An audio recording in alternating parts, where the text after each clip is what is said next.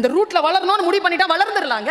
அதற்கான எஜுகேஷன், அதற்கான வாசிப்பு, அதற்கான படிப்பு, அதற்கான வாழ்க்கையில் நீங்கள் கொடுக்கின்ற அந்த தியானம், உங்களுடைய கவனம் சிதறடிக்காமல் இருக்கப்பட வேண்டும் என்றால் நீங்கள் அடிப்படையில் சில வாசிப்புகளை செய்ய வேண்டும். ஒருத்தன் பேசுறாங்க, நீ எப்படி இப்படி பணக்காரனானேன்னு, ஒரு சின்ன கதை, நீ எப்படி இப்படி பணக்காரன, அவன் ஒரு வார்த்தை சொன்னான், நான் திருடினேன், பணக்காரனானேன். அவனும் போய் திருடிட்டான், அவன் போய் ஜெயில மாட்டிக்கிட்டான். ஜெயில, இது ஒரு கதை, ஜெயில மாட்டிக்கிட்டவன் மறுபடியும் ஜெயில இருந்து ரிலீஸ் ஆகி சொன்னான், நீ திருடின மாட்டிக்காம இருக்கிற எப்படின்னா, நீ யார்கிட்ட இருந்து திருடினேன்னு கேட்ட. நான் செல்வந்தர்கள் கிட்ட திருடினேன், நான் மழையிடம் இருந்து திருடினேன், நான் மண்ணை வளப்படுத்துவதற்காக அதனுடைய வளத்தை எடுத்தேன், என் வளம் அப்படிப்பட்ட திருட்டாக இருந்தது, உன் வளம் மனிதர்களிடம் இருந்து திருடுப்பட்டது என்று சீன கதை இப்படி சொல்கிறது. வாழ்க்கையில் வித்தியாசமான வார்த்தைகள் வந்து சேரும். அது நீதியா, நீதி அற்றதா, அதற்கு பின்னால் ஏதேனும் இருக்கிறதா, இன்பம் துன்பம் என்ற இடைவெளியை கடந்து வெறுமை என்கின்ற நிலையில் நாம் நிற்க வேண்டுமா, இருவினை நீங்க வேண்டுமா, அந்த பயணம் எப்படிப்பட்டது என்பதனை வாழ்க்கை தான் நமக்கு சொல்லித் தருகிறது. இந்த வாழ்க்கை பயணத்தில் இருக்கின்ற பொழுது நீ எதுவாக இருந்தாலும், எது பேசினாலும் எனக்கு புரிகிறது என்று சொல்லுவது எவ்வளவு பெரிய விஷயங்க. ஒரு விஷயம் பேசும்போது புரிஞ்சிருச்சுன்னா, பாருங்க, நான் ஒரு விஷயம் சொல்றேன், உங்களுக்கு புரியுதா பாருங்க. வாழ்க்கை முழுவதும் முட்டாளாக இருப்பதை விட ஒரு முறை முட்டாள் என்ற பெயர் வாங்குவது புத்திசாலித்தனம். அவமானப்படாதீர்கள். கல்வி கற்பதற்கு அவமானம் ஒரு தடை அல்ல. அவமானப்படுத்தட்டுமே, நான் அவமானப்படாம வந்துட்டேனா? ஆண்களுக்கும் பெண்களுக்குமான வித்தியாசம் என்ன தெரியுமா? ஆண்களுக்கு ஒரு 30 வருஷம் 40 வருஷம் உழைப்பு, நாங்க இங்க நிக்கிறதுக்கும் அங்க உட்கார்றதுக்கும் 1000 ஆண்டு கால போராட்டம் இருக்கு. அந்த 1000 ஆண்டு கால போராட்டத்தை மீறி வந்து இருப்பவர்கள் நாம. அதனால் தான் சொல்லுகிறேன், இந்த இனம் 1000 ஆண்டு போராட்டத்திற்கு பிறகு வந்துட்டோம்ல, கீழே போக கூடாது, கீழே போக கூடாது.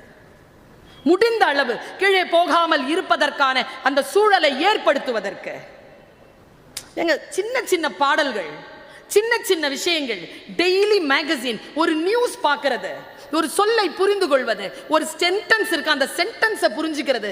இன்னைக்கு இருக்கிற நான் மொழி ஆசிரியை, நான் ஒரு குற்றச்சாட்டை வைக்கிறேன் இந்த சமூகத்தின் மீது. இன்றைய இளைஞர்களுக்கு ஒரு பேங்க் செலான் கூட நிரப்ப தெரியாதுங்க. தமிழோ ஆங்கிலமோ பிழை இல்லாமல் பேச தெரியலைங்க. நான் இந்த குற்றச்சாட்டை வைக்கிறேன். இன்னும் பெரிய விஷயம் என்ன தெரியுமா? குழந்தைங்களை வச்சிருக்கிற பெற்றோர்கள், இப்போ குழந்தைய கூட்டிட்டு வாங்கல, பாப்பா உன் பேர் என்ன? அஸ்வினி. உங்ககிட்டயா கேட்டேன்? அவங்ககிட்ட தானே கேட்குறேன். பாப்பா எங்கே படிக்கிற? இந்த ஸ்கூலில் எல்கேஜி படிக்கிறான். உனக்கு என்ன பாப்பா பிடிக்கும்? அவளுக்கு சாக்லேட்னா ரொம்ப பிடிக்கும். இல்லை நீயே சொல்லிடுவியா? +2 முடிச்சுட்டு ஃபர்ஸ்ட் இயர் ஜாயின் பண்ண வரும்போது கூட செலான கூட நிரப்புறது இல்லை பிள்ளைங்க, அவரே நிரப்புவார். விட்டு அவரே உட்காந்து எக்ஸாமினேஷனும் எழுதி அவரே பட்டம் வாங்கிட்டு போயிடுவார். குழந்தைகளை சிந்திக்கவே விடுவதில்லை. குழந்தைகளை சிந்திக்க விடுங்க, கொஞ்சம் அப்படி விட்டு பாருங்க, வெயிட்டை தூக்க விடுங்க குழந்தைகளை. அதுங்களுக்கு படிக்கிறதுனா ஏன்னா தெரியாமல் போச்சு தெரியுமா? ஏன்னா வெயிட்டை தூக்குறது இல்லை. என்ன மேடம் ரெண்டுத்துக்கும் வித்தியாசம் இல்லை, ரெண்டுத்தையும் இன்டர் கனெக்டட். ஒரு 1/2 கிலோ கையில் புக்கை கொடுத்து கொஞ்சம் கீழே கார் வரைக்கும், பஸ் வரைக்கும், இல்லை ஆட்டோ வரைக்கும் வர சொல்லுங்களேன் அந்த பிள்ளைகளை. வெயிட்டை தூக்காத. நான் ஒரு ரகசியத்தை சொல்லவா? எந்த குழந்தை பெற்றோரின் கையில் இருந்து வெயிட்டை தன் கைக்கு மாற்றிக்கொள்கிறதோ அந்த குழந்தை பெற்றோரை முதிர முதிர பார்த்து கொள்ளும். எந்த குழந்தை கையில் வெயிட்டு போயிடக்கூடாது. எங்கள் அம்மா என்னை அவ்வளோ டார்ச்சர் பண்ணாங்க. ஆனால் நான் இன்றைக்கும் என் தாயுடன் தான் வாழ்கிறேன். ஏன் தெரியுமா? நான் இப்படி இருப்பதற்கு காரணம் அவர்களை நான் டார்ச்சர் என்று நினைத்த எதுவும் இல்லை, எனக்கு அவர்கள் வாழ்க்கையை சொல்லி தந்திருக்கிறார்கள். என் காலேஜில் ஸ்கூலில் புத்தக பையே கையில் சாப்பாடு கூட எல்லாத்தையும் எடுத்துட்டு அந்த பொண்ணு வாசலை தாண்டி போனதுக்கு அப்புறமா தான் கொடுக்கறதே. ஏன் இங்கிருந்து கொடுத்து தாண்டி போட்டுமே, எலும்பு முறிஞ்சிருமா? குழந்தைகளை நீங்கள் வசப்படுத்துவதே இல்லை. சின்ன வயசுலயே அந்த குழந்தைகள் என்னென்னமோ கத்துக்குது, படிப்பை தவறு. ஒன்றை தெரிந்து கொள்ளுகின்ற பழக்கம், ஒரு நாலேஜை பெருக்கிக்கிற பழக்கம். நான் இப்படி சொல்றேன் பாருங்க, இந்த வரிசை தாங்க நம்முடைய மரபு சார்ந்த வரிசையை நான் சொல்லுகிறேன். இதுதான் வரிசை. என்ன தெரியுமா? கல்வி. அறிவு கொடுக்காத கல்வியால் பயனில்லை. அறிவு அன்பை தர வேண்டும், அன்பு தராத அறிவினால் பயனில்லை. அன்பு அருளுக்கு மாற வேண்டும், அருளுக்கு மாறாத அன்பினால் பயனில்லை. அன்புக்கும் அருளுக்கும் இருக்கக்கூடிய வித்தியாசம், அன்பு தெரிந்தவர் மட்டும் வருவது, அருள் தெரியாதவர் மட்டும் வருவது. யாருனே தெரியாது அவங்களுக்காக அருள் வருவது. அருள் துறவுக்கு போகணும். துறவுங்கிறது என்ன தெரியுமா?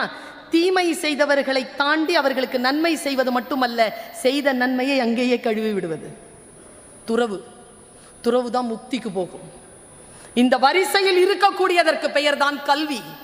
அந்த கல்வியை தரக்கூடிய ஆற்றல் புத்தகங்களுக்கு இருக்கின்ற பொழுது அந்த புத்தகங்களை நாம் எப்படி கையகப்படுத்திக் கொள்ள வேண்டும் என்பதிலே நாம் மிக மிக தெளிவாக இருக்க வேண்டும்.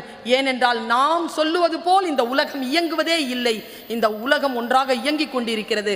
அந்த இயக்கத்தின்படி நாம் நடந்து போய் நம் இயக்கத்தின்படி அந்த உலகத்தை மாற்ற வேண்டும் என்றால் நாம் நுட்பமாக வாசித்தலையும் நுட்பமாக அறிதலையும் நுட்பமாக படிப்பதையும் கையில் எடுத்துக்கொள்ள வேண்டும். சீன தேசத்தில் ஒரு கதை இருக்கிறது. ஒருவன் இருந்தான், அவன் மன்னன். அவன் பேச்சை கேட்கவே மாட்டானா. அவன் பையன் எது சொன்னாலும் மாற்றி மாற்றி சொல்வானா, எது சொன்னாலும் மாற்றுவானா. இவங்களுக்கு சீன தேசத்தில் என்ன பெரிய தண்டனை தெரியுமா? தண்ணியில் சாவை போட்டுறது, செத்தா தண்ணியில் போட்டுருவான். அவனுக்கு உடன்பாடு இல்லை. இவ்வளோ கோமா இருக்கான் என் பையன், தண்ணியில் அவன் போட்டுற போகிறானேன்ற பயத்தில் தன் பையனை கூப்பிட்டு, டேய் நான் செத்தா என்னை தண்ணியில் போட்டுடுறான்னு, ஏன்னா சொல்கிறத எப்போவுமே மாற்றி தானே செய்வான்றதுனால சொல்லிட்டு செத்துட்டார். அந்த பையன் யோசித்தான், வாழ்க்கை முழுக்க எங்கள் அப்பா பேச்சை நான் கேட்டதே இல்லை, இப்போ கேட்போன்னு முடிவு பண்ணி தண்ணியில் போட்டான். வாழ்க்கை நாம் விரும்புவது போல் எப்பொழுதும் நம்முடைய அசம்ஷன், நம்முடைய புரிதலை போல் எப்பொழுதும் இருப்பது இல்லை. இந்த வெளியை அதிகப்படுத்திக் கொள்ள வேண்டும். நான் இப்படி சொல்லி நிறைவு செய்கிறேன். எனக்கு ரொம்ப பிடிச்சமான ஒரு ஸ்போர்ட்ஸ் கேர்ள், என் வயதில் இருக்கக்கூடிய எல்லோருக்கும் பிடிக்கும் அவளைத்தான். டென்னிஸில் யாரை பிடிக்கும் எல்லாருக்கும்? Steffi graph. அவளுக்கு எதிராக ஒருத்தி ஆடுவா, அவள் ரஷ்யன், மார்டின் நவரட்னலோவா. அவளை யாருக்குமே பிடிக்காது, ஏன்னா அதில் இருக்க சூழ்ச்சி. அவள் அழகாக இருப்பாள், ஸ்டெஃபி பயங்கர அழகாக இருப்பாள், இவர் சுமாராக தான் இருப்பாள். எனக்கும் ஸ்டெஃபியை தான் பிடிக்கும். ஏன்னா இவ விளையாடும் போது அவனு ஒரு குரல் கொடுப்பா, எனக்கு அது பிடிக்காது. ஆனால் ஒரு விஷயம் சொன்னாங்க, அவள் சுயமரியாதைன்னா என்னன்னு சொல்லி கொடுத்தாங்க அவள் எனக்கு. நான் அதை சிறிய வயதிலிருந்து செஞ்சிட்டு இருக்கேன். என்ன எங்க எத்தனை பேர் இருக்கிறீங்க அவமானப்பட்டு இருக்கிறீங்களா? நீங்கள் பெண்களே பட்டிருக்கீங்களா? அவமானப்படுறதுலேருந்து மிஞ்சி வரத்துக்கு ஒரு வழி சொல்லட்டுமா? மனசு உடஞ்சிடாதீங்க. என்னுடைய டீச்சர் ஒரு வாட்டி என்னை பார்த்து 11th ஸ்டாண்டர்ட்லேருந்து 10th 11th 12th எப்போ பார்த்தாலும் என்னை பார்த்து இப்படி சொல்லிட்டே இருப்பாங்க. உருப்பட மாட்டேனா. கெமிஸ்ட்ரி டீச்சர் பியூட்டிஃபுல்லாக இருப்பாங்க. அவங்க அழகாக இருக்கிறதுனாலே அவங்கள நான் ஒன்றுமே சொல்ல மாட்டேன். ரொம்ப அழகாக இருப்பாங்க, பியூட்டிஃபுல்லாக நடந்து வருவாங்க. பிராமின் லேடி அப்படிம்பாங்களா? எப்படி நான் இவங்களை ஜெயிக்கிறது முடிவு பண்ணுங்க. நான் அவங்கள ஜெயிக்கணும்ன்ட்டு அவங்க ரிட்டையர் ஆகிறதுக்குள்ள அந்த ஸ்கூலுக்கு சீஃப் கெஸ்ட்டாக போயிட்டு வந்துட்டேன். அவ்வளோதாங்க ஜெயிக்கிறது. ஒன்றை எப்படி ஜெயிக்கணும் அப்படின்னா நாலேஜில் ஜெயிக்கணுங்க. நாலேஜில் ஜெயிக்கணும். எப்படி ஜெயிச்சா பாருங்க. மார்டின் நவரட்னலோவா என்ன 43 வயசுல ஜெயிக்கிறாங்க. அவ வேர்ல்டு லெவல் காம்படிஷனை ஜெயிக்கிறான். அவகிட்ட வந்து கேட்குறாங்க 43 இயர்ஸ் செரீனாலாம் வந்துட்டா.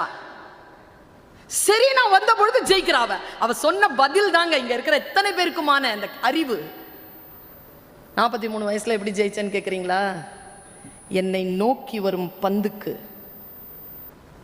என்னுடைய ராக்கெட்டிடம் சொல்லி வைத்திருக்கிறேன், அது என் வயதை அதற்கு சொல்வதே இல்லை. பாருங்க, இந்த மைண்ட் இருக்குல்ல, அது நீங்க இருக்கிற இடத்துக்கு தான் ஸ்கொயர் ஃபீட். மூங்கில் வேர் விடுறதுக்கு 4 வருஷம் ஆகும். 5ஆவது வருஷத்துல 80 அடி வளரும்.